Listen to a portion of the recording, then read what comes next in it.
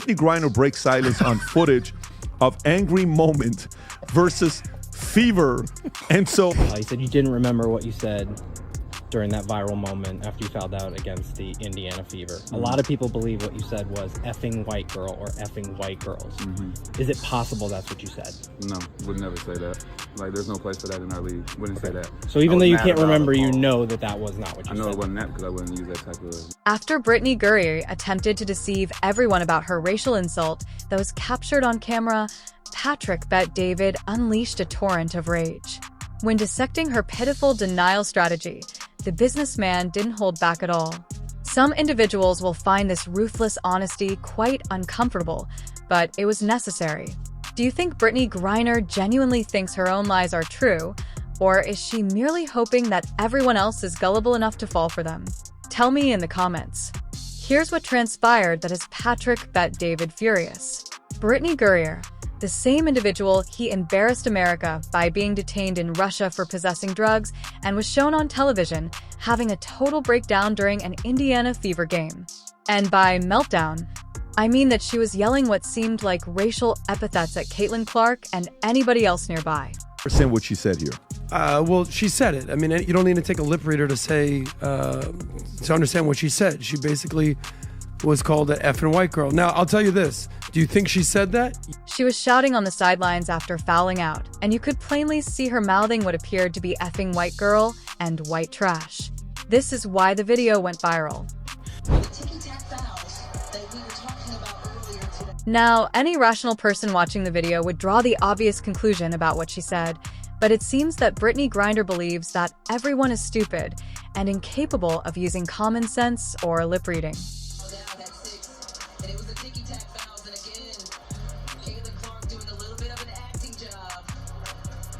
Then came Outkick, who carried out the duties of a true journalist. They posed the challenging queries. Griner was seated by the interviewer, who asked her direct questions on the viral moment. Her reaction was hilarious, and not in a nice way. Who doesn't remember having a shouting rage that gets caught on national television? Her claim that she couldn't recall what she said is obviously absurd.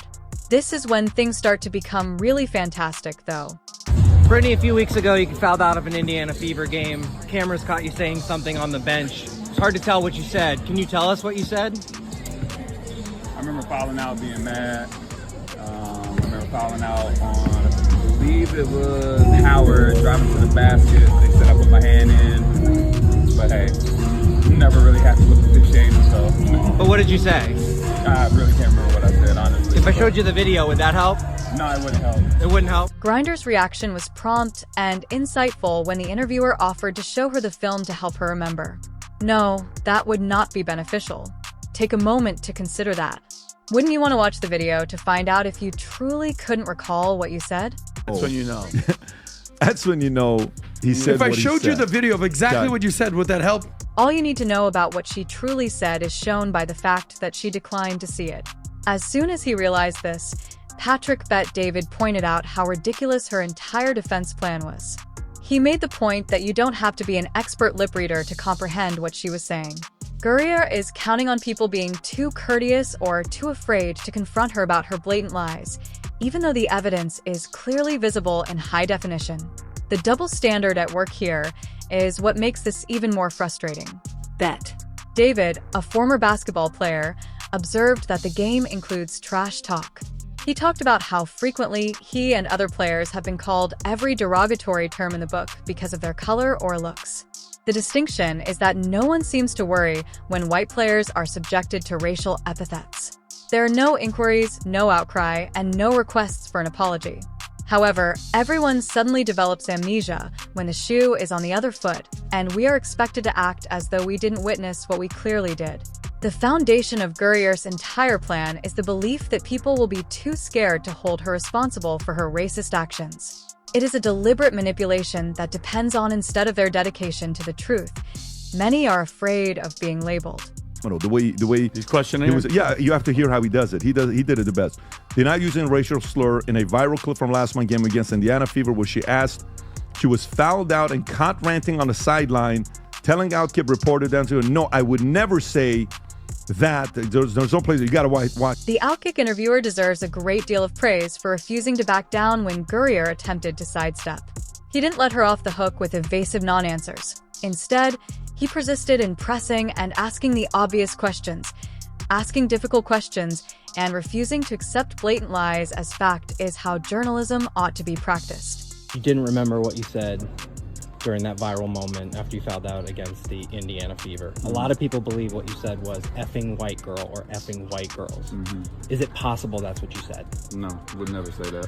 Like, there's no place for that in our league. Wouldn't say that. So even though you can't remember, you know that was not what you said. I know it wasn't that because I wouldn't use that type. The examination of this problem by Patrick Bet-David gets right to the point. He doesn't buy Griner's act, and he doesn't hesitate to express it in public. He is aware that this is more than a single incident or player. It has to do with the double standards and dishonesty that have grown commonplace in professional sports. The way Griner attempted to take the moral high ground in her reaction is especially intriguing. While denying that she was the one who initially introduced that to the league, she asserted that there is no place for that in our league. It's similar to an arsonist holding a lit match and whining about fire safety. The timing of everything about this makes it even more absurd. This episode occurred at the height of the Caitlin Clark phenomena, when the WNBA as a whole was enjoying previously unheard of levels of attention and viewership.